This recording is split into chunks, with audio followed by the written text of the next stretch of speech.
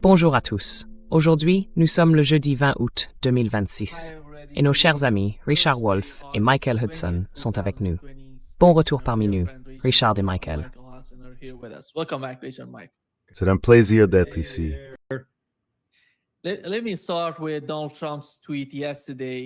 Permettez-moi de commencer par le tweet de Donald Trump hier. Sa nouvelle stratégie, c'est, dit-il, que personne n'a donné à la République islamique d'Iran une meilleure occasion de conclure un accord que lui. Tragiquement pour eux, ils n'ont pas su la saisir.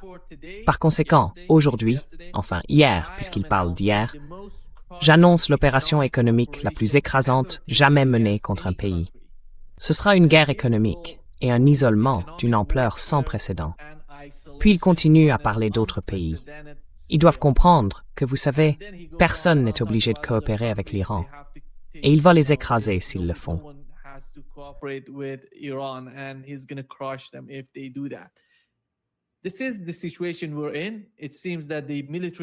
Voilà où nous en sommes. Il semble que l'opération militaire n'ait pas fonctionné pour Donald Trump et qu'il revienne en gros à la situation de 2018. Vous vous souvenez que la première administration Trump s'était retirée du JCPOA et avait tenté d'étrangler l'économie iranienne. Et au fond, nous revenons au même point. Mais tout l'échiquier a changé depuis, en raison de tout ce qui s'est passé jusqu'ici. Michael, je commence avec vous. Le temps est aujourd'hui l'élément crucial. Qui a le temps de son côté? Qui a le temps de son côté selon vous?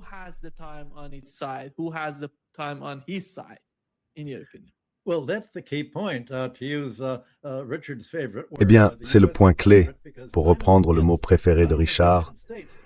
Les États-Unis sont désespérés parce que le temps joue contre eux, mais aussi contre tout le reste du monde qui souffre.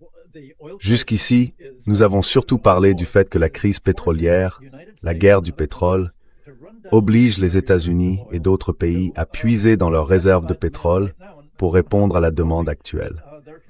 Et ils espèrent, d'une manière ou d'une autre, qu'on pourra libérer suffisamment de pétrole des réserves pour maintenir bas le prix du pétrole et de tous ses dérivés jusqu'à presque l'élection.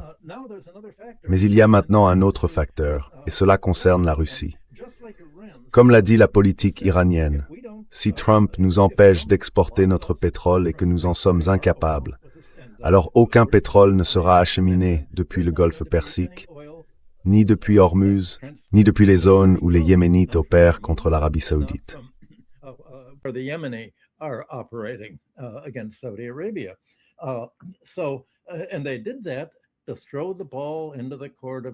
Et ils ont fait ça pour renvoyer la balle dans le camp des autres nations. Qu'est-ce que vous allez faire? Vous allez rester là à laisser les prix du pétrole exploser, alors que 25% du commerce mondial de pétrole passe par le golfe Persique? Vous allez vous exposer à une dépression? Eh bien, la Russie a désormais rejoint l'Iran en suivant exactement la même politique. 27% des céréales mondiales sont exportées depuis la Russie et l'Ukraine via la mer Noire. Et c'est en ce moment la saison des récoltes. Or, ce que fait l'Ukraine, c'est bombarder non seulement les raffineries russes pour empêcher la Russie d'exporter son pétrole, afin de maintenir les prix bas, mais aussi les navires russes. Et il y a 4 ans, après le début de l'opération militaire spéciale russe, la Turquie a négocié un accord disant « Écoutez, ils ne doivent pas bombarder les navires de l'autre. »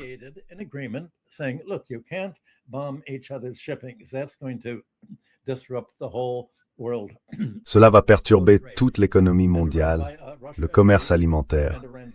Et la Russie a accepté, mais l'Ukraine a violé cet accord. Encore une fois, depuis un mois environ, l'Ukraine bombarde des navires russes transportant des céréales et dit que la Russie ne peut pas exporter de céréales. Eh bien, sans grande surprise, la Russie a non seulement bombardé les ports depuis lesquels l'Ukraine exporte ses céréales, mais aussi tous les navires qui entrent à Odessa, qui quittent Odessa, qui vont vers d'autres ports ukrainiens de la mer Noire et d'autres encore.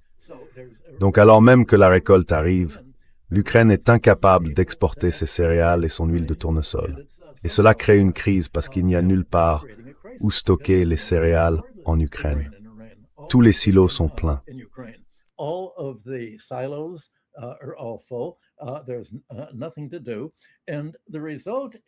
Il n'y a rien à faire.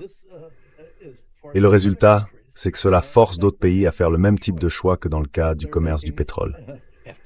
Allez-vous intervenir et empêcher l'Europe, empêcher l'OTAN, empêcher les États-Unis de bloquer le commerce alimentaire? Eh bien, si vous le faites, qu'est-ce qui va arriver? Non seulement aux pays asiatiques. Là encore, le Japon et la Corée sont de grands importateurs de produits alimentaires russes. L'Inde est un autre importateur. Mais l'Europe aussi a reçu ces denrées alimentaires. Et en fait, par le passé, les propagandistes américains ont dit « Oh, regardez, la Russie bombarde des navires ukrainiens. Pensez à la pauvre Afrique. L'Afrique va mourir de faim parce qu'elle ne peut pas recevoir les céréales ukrainiennes. » Eh bien, aucune des céréales exportées d'Ukraine, lorsqu'un accord a été conclu, n'a été envoyée en Afrique.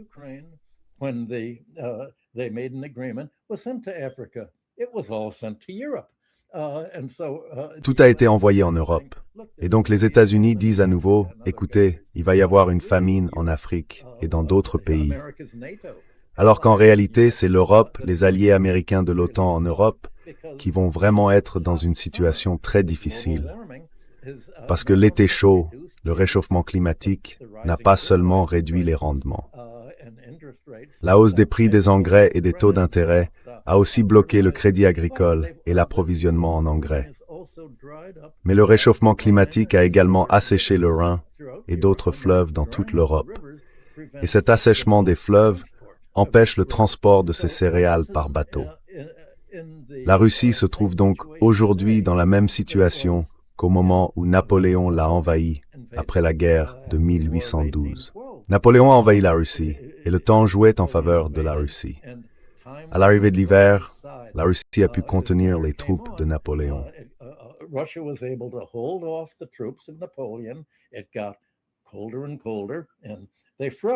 Il a fait de plus en plus froid, ils ont gelé, et Napoléon a été vaincu.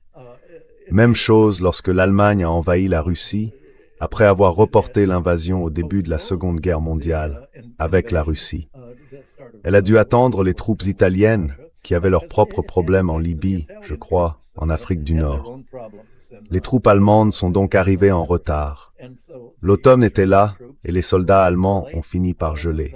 La Russie se trouve donc aujourd'hui dans la même situation.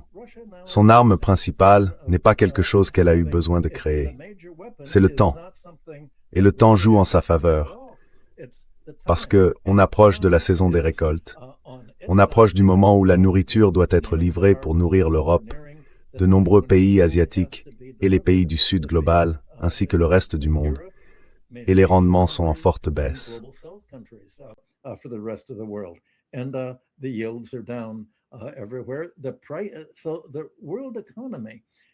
L'économie mondiale va donc être confrontée à une double menace. Non seulement la hausse des prix du pétrole, des engrais et du diesel pour le transport routier, mais aussi, en même temps, la hausse des prix alimentaires. Et maintenant, la balle est vraiment dans le camp des autres pays. Que vont-ils faire? Que vont-ils? Que peuvent-ils faire? Je pense que la seule réponse au bout du compte, c'est qu'ils ne doivent pas seulement dire comme ils l'ont dit à Trump, « Vous nous avez demandé de vous soutenir dans la guerre contre l'Iran. Nous ne vous apporterons pas ce soutien.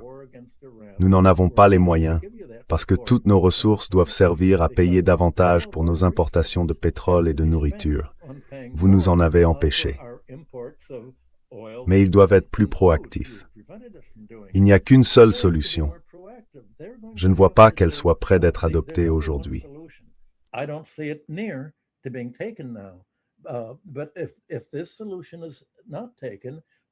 Mais si cette solution n'est pas retenue, alors toute l'économie mondiale se retrouve dans une impasse. Le reste du monde va devoir isoler les États-Unis et tous les alliés qui les soutiennent, les alliés européens et même les gouvernements japonais et sud-coréens actuels, et leur dire « Nous allons vous imposer des sanctions comme vous nous en avez imposé. Nous allons devoir suspendre le paiement, par exemple, de nos dettes en dollars. Maintenant que nous devons payer plus cher notre nourriture et notre pétrole à cause de la guerre que vous, Trump, avez déclarée unilatéralement, nous ne pouvons pas à la fois nourrir notre population importer le pétrole dont nous avons besoin pour fournir l'électricité et le gaz nécessaires au chauffage et à l'éclairage de nos logements et rembourser notre dette en dollars.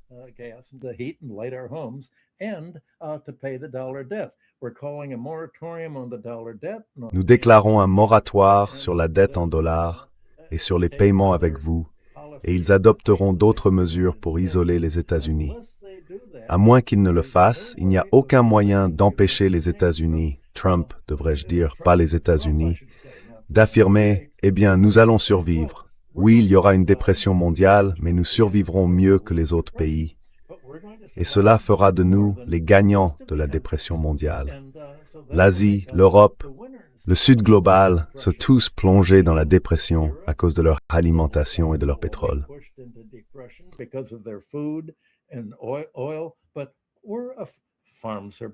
Mais nous sommes un pays excédentaire en produits agricoles, un pays agricole. Nous sommes un pays exportateur de gaz. Donc Trump pense qu'il peut d'une certaine manière tirer avantage du fait de nuire à d'autres pays. Et dès qu'ils verront cette capacité à utiliser le commerce du pétrole, le commerce des carburants et le système du dollar comme des armes, ils devront comprendre que la guerre ultime, c'est celle que les États-Unis mènent contre tout le reste du monde. Les nations importatrices de pétrole et de denrées alimentaires, et les pays qui utilisent le dollar et dont les dettes sont libellées en dollars, mais qui doivent désormais se retirer de tout ce système parce qu'il les victimise.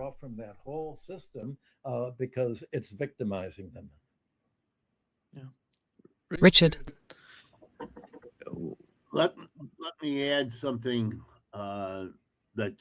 permettez-moi d'ajouter quelque chose qui revient sans cesse dans ma réflexion. Si j'ai raison, pendant tout ce temps, Trump est en fait en train de s'éloigner de l'approche navale qu'il avait adoptée ces derniers mois. Quand la guerre aérienne ne lui a pas apporté la solution qu'il voulait, alors le blocus, le rôle de la marine, tout cela, surtout après la destruction des bases militaires dans les pays du Golfe, il doit disposer d'une base mobile. C'est ce que lui offrent les porte-avions, entre autres. Depuis, il a renforcé ses moyens avec des bombardiers B-1 et B-2. Ce sont des moyens de frapper à longue distance, avec des bombardements massifs, qu'il peut utiliser en Iran avec peut-être des pertes acceptables, selon l'efficacité des missiles iraniens. Mais il semble s'en servir pour se donner une chance supplémentaire d'essayer cette approche par les sanctions, qui en réalité n'a pas fonctionné depuis 60 ans à Cuba et qui n'a pas fonctionné non plus avec la Russie depuis le nombre d'années qu'il l'applique, au moins 10 ans, peut-être 15 ou davantage.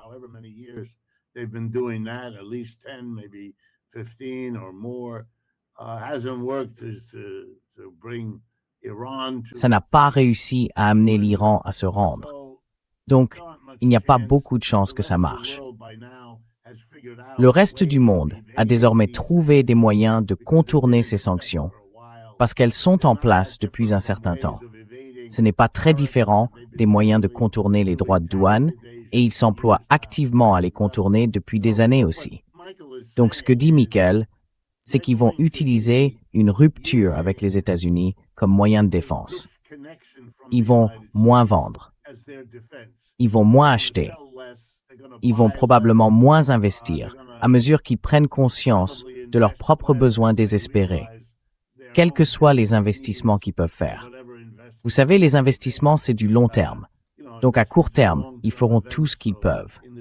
Alors je me demande où cela peut mener.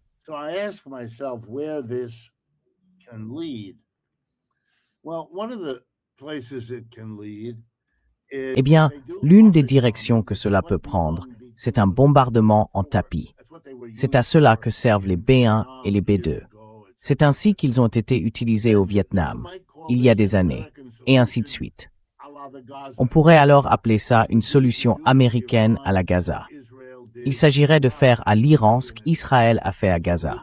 Ce serait une tentative de détruire littéralement les villes iraniennes, de les réduire au type de décombres que nous avons vu dans la ville de Gaza et dans les autres zones urbaines de Gaza, dans l'espoir que cela change quelque chose à la situation.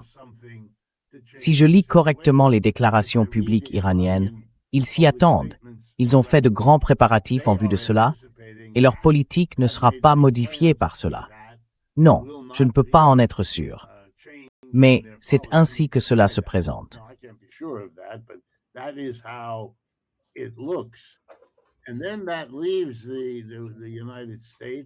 Et cela laisserait alors aux États-Unis le bombardement massif, ou pour l'emploi d'une forme d'arme nucléaire tactique qu'ils pourraient tenter d'utiliser là-bas. Mais tout cela signifie que nous entrons, si je comprends bien la logique de tout ça, dans les élections de mi-mandat de novembre, dans un état de chaos intense, de changement, de bouleversement, de guerre. Enfin, c'est la recette exacte de ce qu'il ne faut pas faire à l'approche d'une période électorale. Même le titre de ce matin, dont nous parlions avant d'entrer à l'antenne, le secrétaire au Trésor doit intervenir sur le marché, devenir un acteur du marché des obligations américaines à long terme, afin de manipuler le taux d'intérêt à long terme, historiquement très élevé.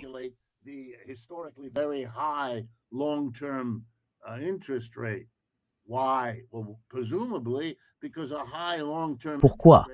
Eh bien, vraisemblablement parce qu'un taux d'intérêt élevé à long terme est une très mauvaise façon d'aborder novembre, parce que ça va ralentir les emprunts et qu'on est déjà au bord d'une récession. Historiquement, on en attend une d'ailleurs, vu la façon dont elles surviennent.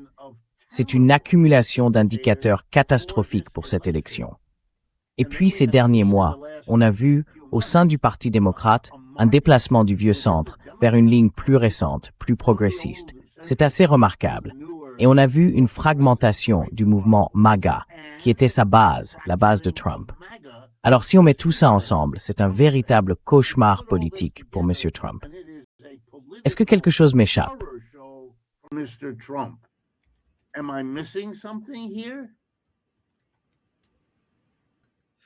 Michael, allez-y. Vous commencez par dire qu'il y a des contournements de sanctions. Il n'y a qu'une seule façon de contourner les sanctions, se dédollariser. Que font les pays pour se dédollariser? La Russie a mis en place une alternative à SWIFT et la Chine a mis en place une alternative à SWIFT encore plus importante. Donc en imposant des sanctions commerciales, les pays qui ont besoin d'échanger du pétrole et de la nourriture, quel qu'en soit le prix, vont évidemment continuer à chercher un moyen de les payer. Et principalement en payant la Russie ou l'Iran, les États-Unis accélèrent l'éloignement des pays vis-à-vis de l'étalon dollar. Et puisque l'une des façons dont les États-Unis ont mené la guerre contre le reste du monde a consisté à éviter la guerre militaire, mais à mener une guerre financière.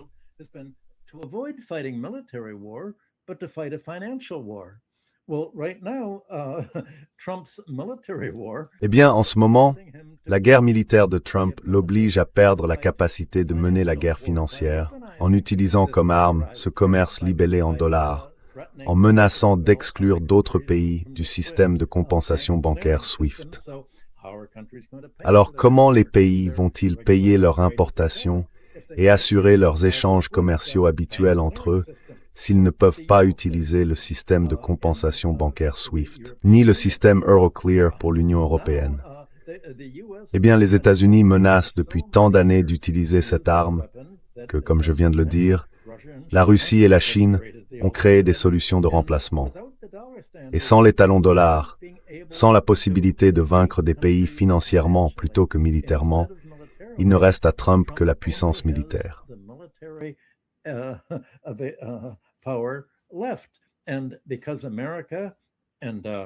Et comme l'Amérique et l'Europe occidentale sont des démocraties de façade où il faut voter pour choisir le dirigeant, aucun pays, aucun parti, ni aucun gouvernement ne peut se permettre de rétablir la conscription militaire.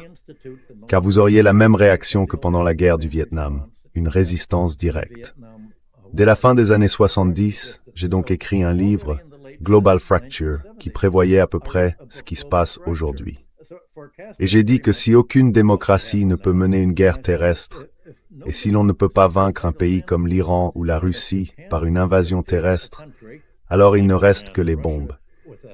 Et comme la défense finit toujours par être plus forte que l'offensive, et c'est certainement le cas pour l'Iran aujourd'hui, Jusqu'à présent, il a réussi à abattre des missiles et des avions qui bombardent.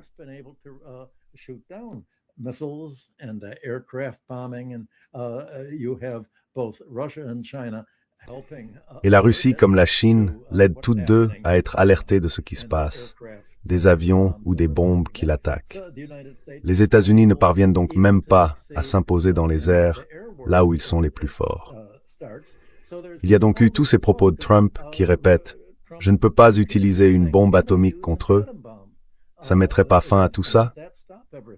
Eh bien, c'est la seule arme qu'il reste aux États-Unis. Et la question c'est, que se passe-t-il au sein de l'armée? L'armée accepterait-elle vraiment de le laisser utiliser la bombe atomique? Lorsqu'il en a parlé, il y a quelques mois, dans la Situation Room, le général Kane a dit « Vous devez quitter la Situation Room quand vous évoquez ça. » Et par la suite, je crois qu'il a dit la même chose. N'allez même pas dans cette direction. Donc tout ce que Trump peut faire, c'est menacer de tout cela. Et il est difficile, if you're no more here, and you l'utilisez.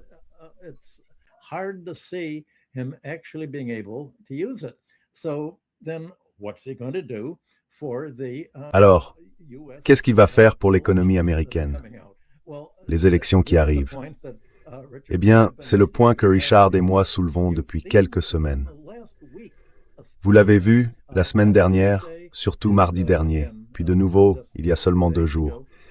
Les élections ne sont pas remportées par le candidat des primaires capable de lever le plus d'argent pour acheter du temps d'antenne à la télévision et tenter de manipuler l'opinion publique. Elles sont remportées par un candidat qui n'avait absolument pas d'argent pour acheter du temps d'antenne. Et il a gagné avec ce slogan « Je ne reçois pas d'argent de l'AIPAC. En fait, je ne reçois d'argent de personne. » Eh bien, une fois. Et il a gagné parce que les gens se rendent compte que, attendez une minute, tout le système politique, tout le système électoral a été financiarisé.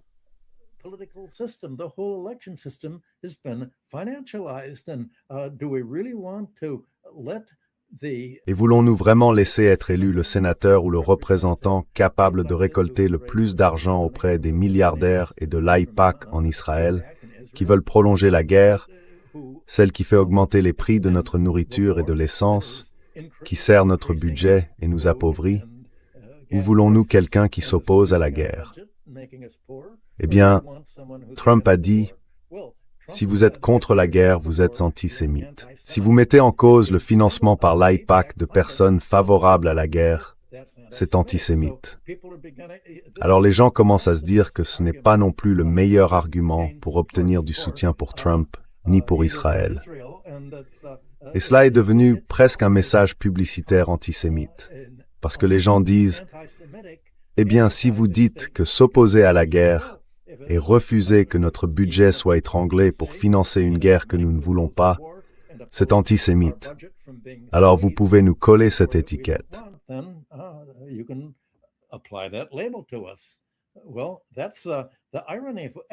Eh bien, c'est ça, l'ironie.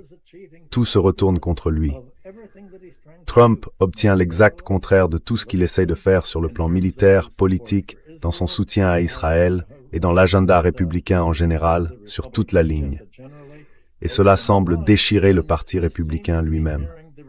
Jusqu'à présent, ce sont les républicains pro-Trump qui ont dominé les primaires. On a beaucoup moins parlé des républicains.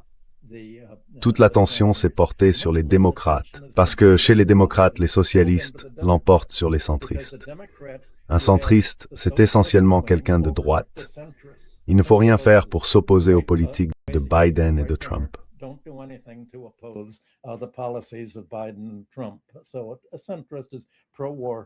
Donc, un centriste est favorable à la guerre, hostile aux travailleurs, favorable à Wall Street, en gros. Et il perd face à ce qu'on appelle le socialisme. Les socialistes, eux, sont contre la guerre. Et par conséquent, pour des dépenses sociales publiques actives, comme lors de tout l'essor de l'Amérique au XIXe siècle, comme lors de tout l'épanouissement des politiques de Roosevelt dans les années 1930. Ce qu'on appelait autrefois le nationalisme américain et le progrès social américain est désormais appelé socialisme. Et les sondages d'opinion montrent que les gens préfèrent le mot socialisme au mot capitalisme. Alors les gens disent, Vous voulez appeler socialiste ce que nous voulons. Appelez ça comme vous voulez. Mais c'est pour ça que nous allons voter.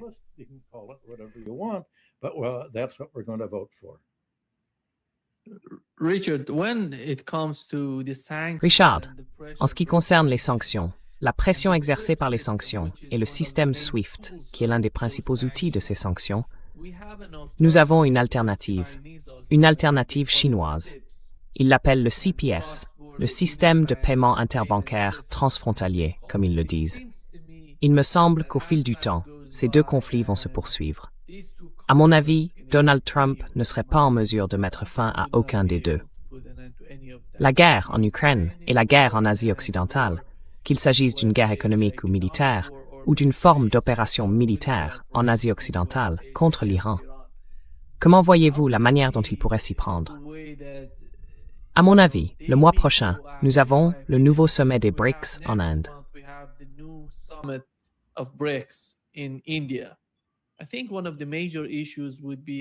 Je pense que l'une des grandes questions sera de savoir comment trouver une sorte de solution concernant le système SWIFT, qui est l'un des principaux outils de Donald Trump et de son administration. Ils essayent, encore une fois, une nouvelle résolution sur la Russie et l'Iran arrive, de mettre beaucoup de pression. Il ne s'agit pas de l'Iran. Il s'agit de toute la conception de la guerre telle que Washington la voit, contre l'Iran et la Russie. Et le CIPS, il semble qu'il soit en train de... Vous savez, c'est le moment pour le CIPS de montrer ce qu'il peut faire, si la Russie et l'Iran le soutiennent. Et je suppose qu'il bénéficie d'un soutien total de l'Iran et de la Russie. Je parle de la Chine, qui bénéficie en ce moment du soutien total de ces deux pays.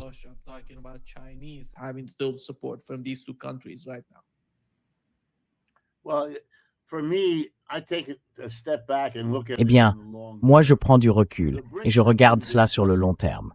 Les BRICS discutent sérieusement de remplacer le dollar comme monnaie mondiale, de remplacer le système SWIFT par un équivalent qu'ils contrôleraient eux-mêmes, plutôt que les États-Unis.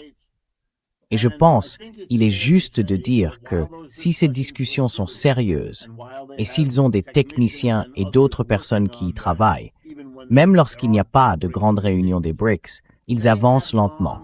Ils craignent, pour de bonnes raisons, que s'ils bouleversent le système du dollar, c'est un système qui s'est construit sur 75 ans. Il est très développé.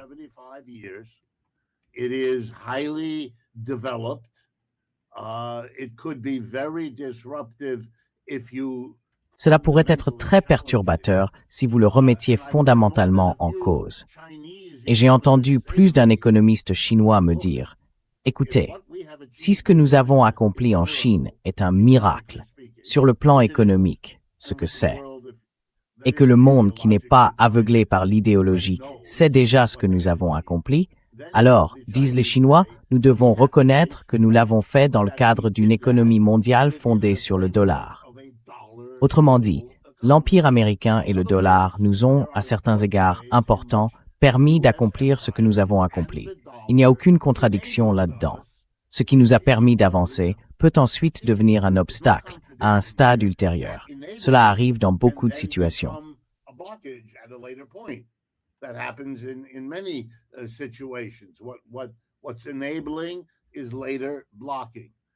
Ce qui a permis devient ensuite un obstacle. Voilà donc ce que je soutiendrai. Ils veulent l'ironie, et vous savez, apprécier avec moi l'ironie hégélienne, ici.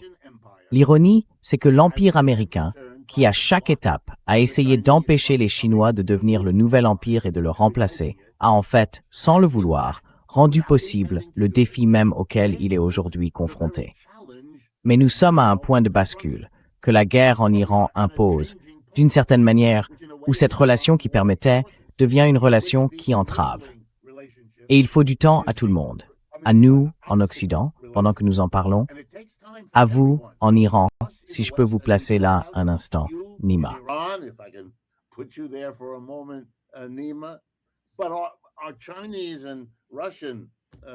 Mais nos interlocuteurs chinois et russes, eux aussi, doivent comprendre que ce qu'ils percevaient comme une relation facilitatrice a désormais changé.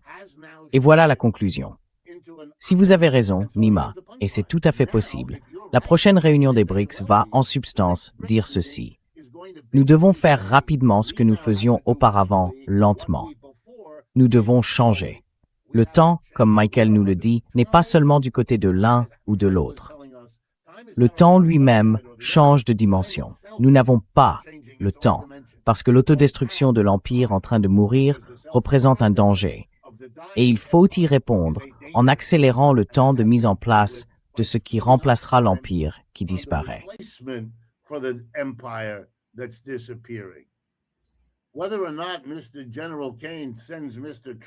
Que le général Kane demande ou non à M. Trump de sortir de la pièce quand on parle d'armes nucléaires, le simple fait qu'on en parle, le simple fait, et je veux que cela fasse partie de la discussion, c'est que les autorités iraniennes ont dit, si j'ai bien compris, qu'elles passaient d'une posture défensive à une posture offensive.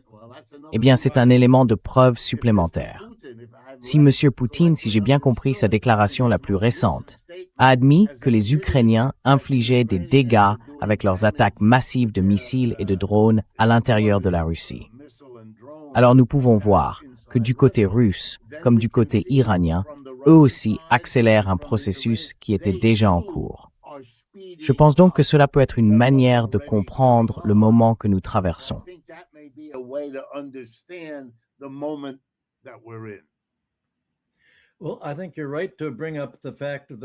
Eh bien, je pense que vous avez raison de soulever la question d'une monnaie des BRICS. Et la finance va être la clé de la manière dont la crise mondiale actuelle sera résolue. Je ne pense pas qu'il y ait à ce stade le moindre signe d'une monnaie des BRICS pour des raisons que j'expliquerai dans une minute. Pour le moment, la principale alternative, c'est l'or. Parce que l'or et l'argent sous forme de lingots sont utilisés depuis des milliers d'années. C'est un actif qui n'implique pas de détenir les dettes d'un autre pays.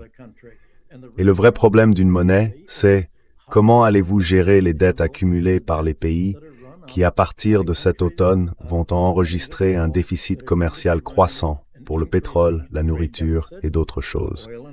Et un déficit financier, c'est le poids de leurs dettes existantes qui arrivent à échéance.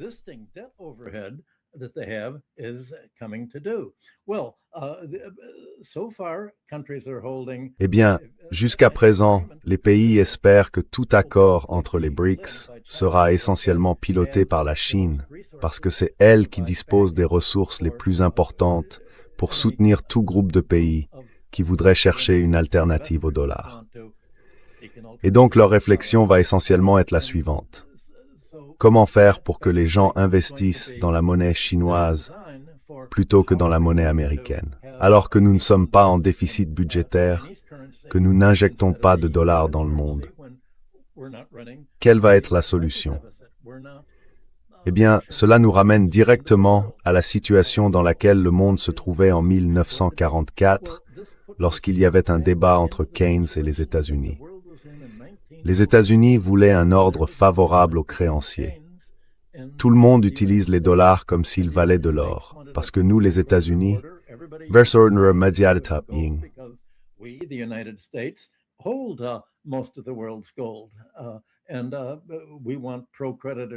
et nous voulons des conditions favorables aux créanciers pour ne pas perdre d'argent en vous prêtant de quoi rembourser votre déficit commercial, tandis que vous appliquez des politiques de libre-échange. Évitez les politiques protectionnistes et devenez de plus en plus dépendants de l'agriculture américaine au lieu de votre propre alimentation et de l'industrie américaine au lieu de vous industrialiser vous-même. Eh bien, Keynes disait, regardez, comment allons-nous empêcher que l'ordre d'après-guerre, après 1945, fasse exactement ce qu'il a fait après la Première Guerre mondiale? Il n'y aura pas de réparation, il n'y aura pas de dette étrangère. Mais si vous n'avez aucun moyen de mettre en œuvre une politique, une banque centrale qui va empêcher, qui va gérer les excédents et les déficits, et pas simplement les financer, comme le FMI va le faire en disant aux gens, eh bien, baissez simplement vos coûts de main-d'œuvre, luttez contre la syndicalisation et imposez l'austérité.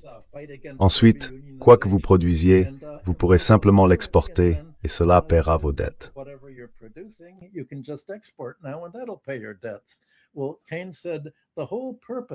Eh bien, Keynes disait que tout l'objectif d'une banque internationale est de fournir de l'argent aux pays qui ne peuvent pas éviter d'avoir un déficit de leur balance des paiements et de leur balance commerciale. Mais que faire des pays qui dégagent des excédents? Sa proposition pour la Banque internationale et pour le Bancor, c'était que si un pays, en l'occurrence les États-Unis, accumule un énorme excédent face à des pays qui connaissent des déficits chroniques, comme la Grande-Bretagne, dont il était le conseiller, alors à un certain moment, il faut réduire les dettes. Il disait que cela ne vaut pas la peine de laisser le poids de la dette augmenter au point d'appauvrir les autres pays.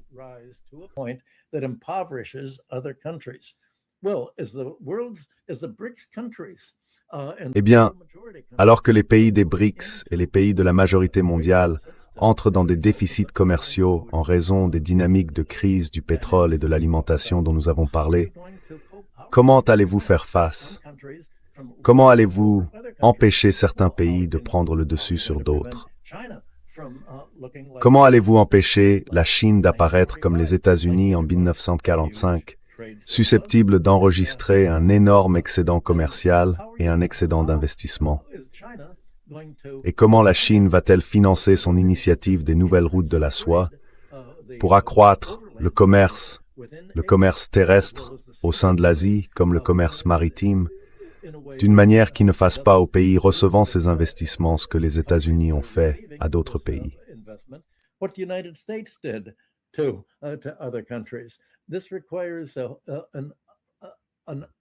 Cela exige de déconstruire toute l'idéologie économique et financière que les États-Unis ont promue en 1945, en disant, eh bien, nous ne voulons pas intervenir dans le libre marché. Et si d'autres pays s'endettent, eh bien, ils n'auront qu'à vendre leurs actifs, leurs infrastructures publiques, leurs terres et leurs ressources naturelles à des investisseurs des États-Unis et d'autres pays créanciers, afin de pouvoir rembourser les dettes qu'ils doivent aux États-Unis et aux nations créancières. Comment créer tout un système mondial pour éviter cela?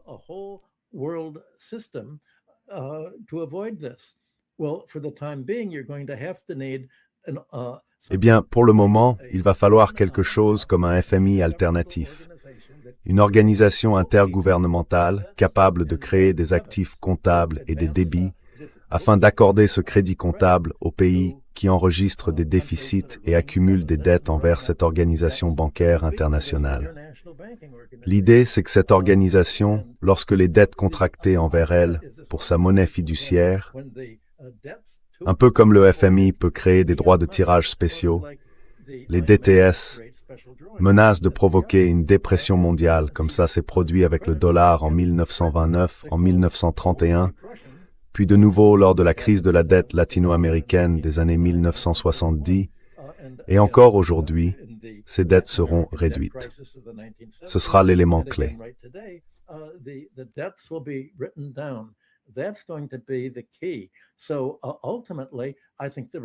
Donc, au bout du compte, je pense que la réponse à tout cela, la dédollarisation finale et le retrait de la zone dollar, vont conduire à une institution alternative au FMI, avec une philosophie de fonctionnement différente.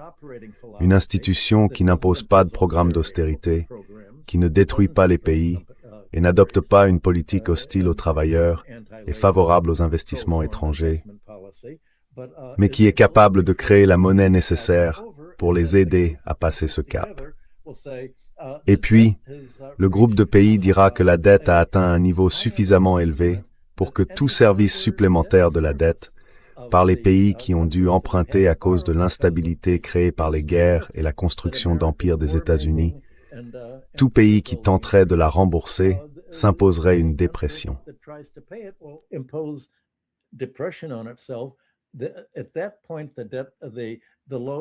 À ce moment-là, les dettes seront annulées en tant que créances douteuses.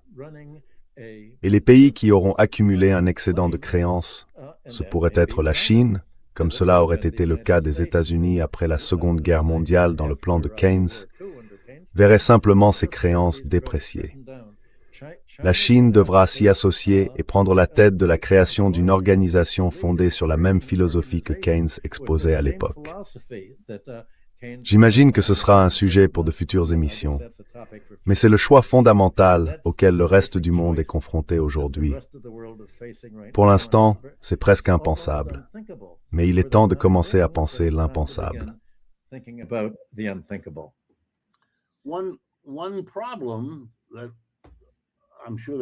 Un problème, et je suis sûr qu'il y en a d'autres, c'est cette particularité que Yanis Varoufakis aime nous rappeler.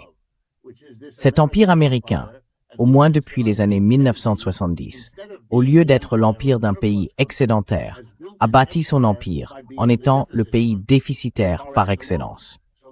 Autrement dit, nous avons pu financer notre empire, payer l'activité militaire, les guerres et les 700 bases à travers le monde, en faisant prêter au reste du monde l'argent nécessaire pour le faire.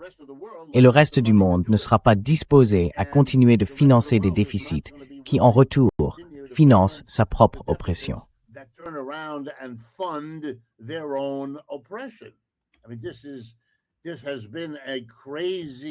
Je veux dire, c'est un arrangement complètement fou. Vous savez, d'un côté, c'est le fantasme de tout empire que les régions subordonnées de l'empire soient taxées afin de financer l'empire qui les taxe. C'est fou. Je me souviens que ma thèse de doctorat portait sur le colonialisme britannique en Afrique de l'Est.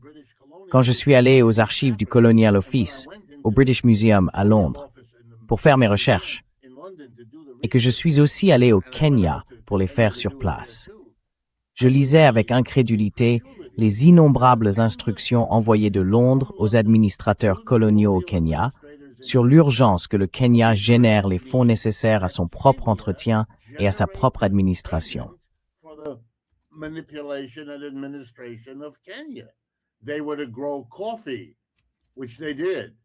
Ils devaient cultiver du café, ce qu'ils ont fait, et du coton, ce qu'ils ont fait aussi, afin de le vendre et de gagner l'argent qui pourrait ensuite être taxé pour financer le coût de l'administration coloniale. Autrement dit, la colonie devait premièrement être rentable pour toutes sortes d'entreprises et d'individus britanniques, et deuxièmement, couvrir les coûts de l'administration. C'est ce que les États-Unis ont fait. Par leur déficit, ils ont contraint le reste du monde. Prenons l'exemple le plus frappant. Si je comprends bien, la Chine détient environ 700 milliards de dollars de bons du Trésor américain. D'accord, regardez à quel point tout cela est absurde.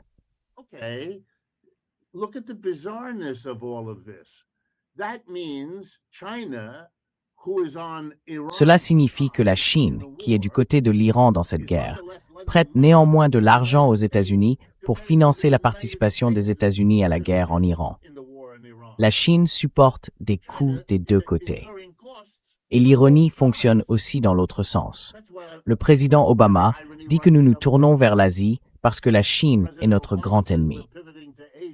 Eh bien, si la Chine détient 700 milliards de dollars de bons du Trésor américain, cela signifie qu'une partie des impôts de chaque citoyen américain va à Washington, qui les reverse tout simplement à Pékin, à hauteur de 30 à 40 milliards de dollars par an au titre de la dette nationale. Cela finance donc le pays que nous désignons comme notre grand adversaire. C'est une sorte de réseau bizarre, propre au système impérial moderne que nous avons. Et il faudra y mettre fin, ou le démêler, si nous voulons faire ce dont Michael parle.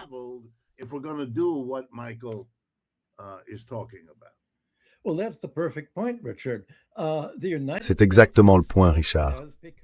Les États-Unis sont eux-mêmes devenus le pays le plus endetté du monde. Leur gouvernement est le gouvernement le plus endetté au monde. Et il n'a aucune intention de rembourser cette dette. Donc oui, les États-Unis créditent la Chine d'intérêts sur les bons du Trésor qu'elle détient. Mais ces reconnaissances de dette ne seront jamais réellement remboursées. Parce que les États-Unis disent aux autres pays, « Nous dépensons tout cet argent et nous vous remettons simplement toutes ces reconnaissances de dette. Pourquoi ne pas les utiliser comme monnaie? Utilisez nos reconnaissances de dette comme monnaie. Elles ne seront jamais remboursées. » Eh bien, les pays du Sud global peuvent dire « Suivons nous-mêmes cette logique. Soyons multipolaires. »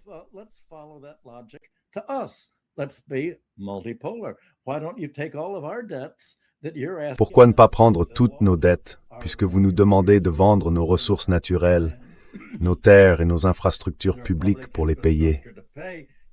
Ne demandez plus aucun paiement pour cela. Vous savez, nous établirons des intérêts, mais vous utiliserez ça comme votre monnaie, exactement comme vous nous dites d'utiliser votre monnaie. Ce qui est juste est juste.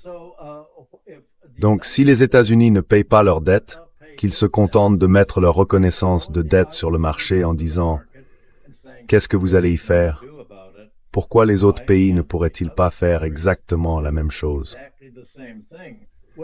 Eh bien, ça suppose qu'ils restent unis plutôt que de se faire éliminer séparément et qu'ils créent leur propre institution comme alternative au FMI pour faire tout cela.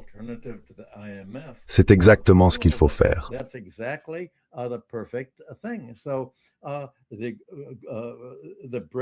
Les BRICS, les pays du Sud global et d'autres pays qui rencontrent des difficultés, disent donc, si vous n'utilisez pas notre dette comme monnaie, vous ne pouvez pas attendre de nous que nous remboursions notre dette en dollars, en faisant des sacrifices que vous, aux États-Unis, n'avez pas à faire, pendant que vous vivez en dépensant simplement et en émettant des reconnaissances de dette. Il y a beaucoup de romans du 19e siècle, britanniques ou français. Quand des aristocrates y apparaissent, ils ne paient pas leurs dettes. Et il y a toujours leurs tailleurs, leurs fournisseurs ou leurs fournisseurs de vin qui font parfois faillite parce qu'ils vendent à crédit aux seigneurs du pays et aux aristocrates. Ils ne sont jamais payés, parce que les riches, comme le gouvernement des États-Unis, n'aiment pas vraiment payer leurs dettes. Eh bien, cela peut fonctionner dans les deux sens. Et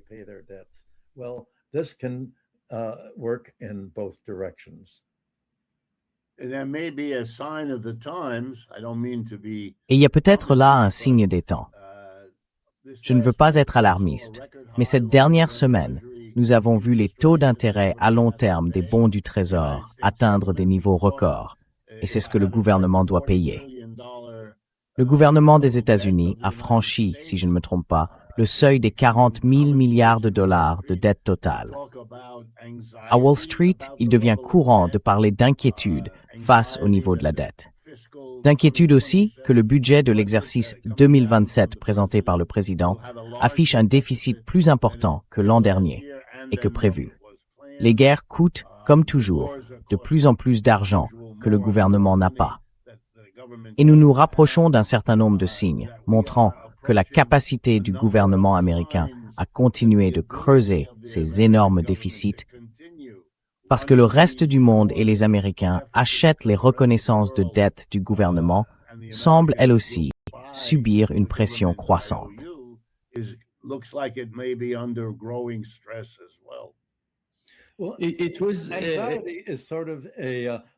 Eh bien, c'était en quelque sorte un concept flou, comme si la fée de la confiance avait disparu. Mais il y a quelque chose de plus précis que l'inquiétude concernant la dette américaine à long terme, surtout quand on parle des bons du Trésor à 30 ans, davantage encore que de ceux à 10 ans. Les obligations à 30 ans, comme nous l'avons déjà dit, ont pour équivalent dans le secteur privé les prêts immobiliers sur 30 ans. Les taux d'intérêt élevés aux États-Unis sur les obligations à 30 ans rendent pratiquement impossible pour qui que ce soit d'acheter son propre logement ou pour un investisseur commercial de construire un immeuble de bureau sans essentiellement doubler le prix qu'il devait payer auparavant. Car les intérêts d'un prêt immobilier contracté pour acheter un bien finissent par dépasser le prix d'achat du bien lui-même.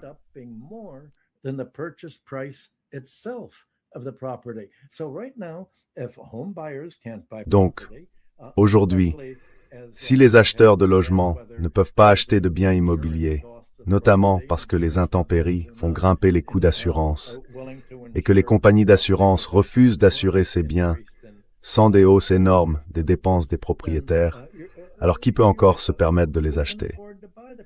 Eh bien, la réponse, ce sont les fonds d'investissement de plusieurs milliards, voire de milliers de milliards. Des fonds de capitaux privés achètent ces biens et disent « Nous pouvons gagner plus d'argent en tant que propriétaires bailleurs que les banques n'en gagnent avec les intérêts. Donc nous n'allons pas emprunter à des taux d'intérêt élevés et réaliser des profits plus importants grâce au loyer.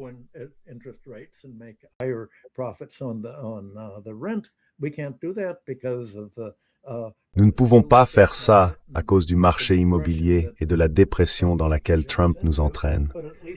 Mais au moins, nous pouvons gagner davantage d'argent en utilisant simplement notre argent pour acheter des biens immobiliers, plutôt que de le laisser s'éroder sous l'effet des taux d'intérêt qui réduisent la valeur de nos actifs financiers, de nos obligations et de nos actions. On assiste donc à une transformation de l'économie américaine. On passe des propriétaires immobiliers et de la classe moyenne en général au 1% financiarisé. C'est la guerre des classes qui découle de ce que vous venez de décrire, Richard.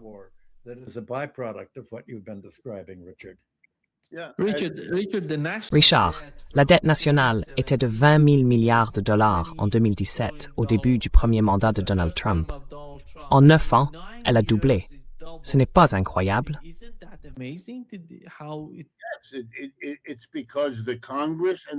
Oui, c'est parce que le Congrès et le président ont compris qu'ils traversaient un moment exceptionnel, indicible, dans l'économie politique folle du capitalisme. Le capitalisme divise, laissez-moi une seconde, divise le pays entre l'élite des entreprises, les PDG, les gens qui possèdent les entreprises, et les hauts responsables qu'ils embauchent et enrichissent d'un côté, et la masse des gens de l'autre. Et ensuite, ils sont censés collaborer dans leur vie politique. Et nous savons tous à quel point c'est une farce. Ceux qui ont tout l'argent, ceux d'en haut, sont en mesure de protéger leur richesse et leur pouvoir en utilisant leur argent pour acheter le politique, ce qu'ils font. Et tous les responsables politiques comprennent que pour accéder à une fonction élective ou y rester, il faut se rendre attractif aux yeux d'une partie de ces riches donateurs.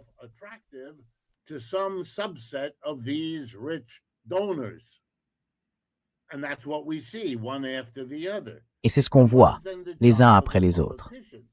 Alors, quel est le rôle du politique? Le pauvre politique est face à ce dilemme. Pour plaire aux donateurs, on ne peut pas les taxer, et il faut leur donner ce qu'ils veulent.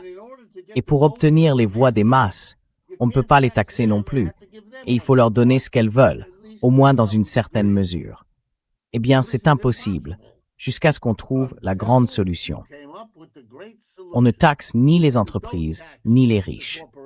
À la place, on revient vers eux, et on leur dit « Maintenant que je vous ai rendu le service de ne pas vous taxer, est-ce que ça vous ennuierait de me prêter l'argent que je ne vous ai pas taxé?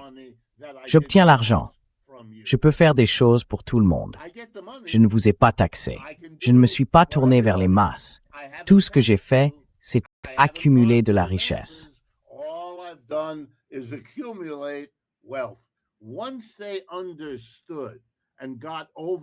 Une fois qu'ils ont compris et surmonté cette idée reçue du 19e siècle selon laquelle il ne fallait pas avoir de dettes, selon laquelle les dettes violaient en quelque sorte la morale protestante, alors ils se sont déchaînés, et jamais autant qu'au cours des 10 dernières années, où ils ont surmonté toutes les tensions politiques auxquelles ils auraient autrement été confrontés, simplement en se noyant sous l'argent emprunté. Et il suffisait que le reste du monde se sente à l'aise d'acheter sa part, très importante, de cette dette. Tant que ces conditions existaient, la structure politique faisait que l'emprunt ne pouvait que continuer et croître de cette manière insensée que nous connaissons. 250 ans d'histoire. Il faut 240 ans pour atteindre 20 000 milliards. Il n'en faut que 10 pour atteindre 40 000 milliards. C'est de la folie. Mais c'est la folie qui découle de l'économie politique particulière du capitalisme.